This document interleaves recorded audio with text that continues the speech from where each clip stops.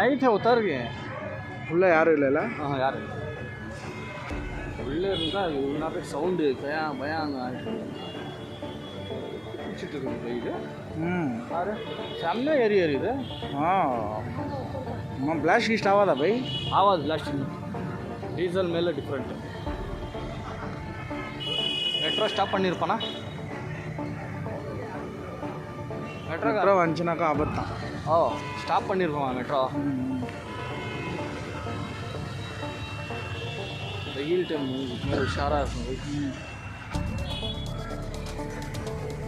भाई आ रहा है बस से.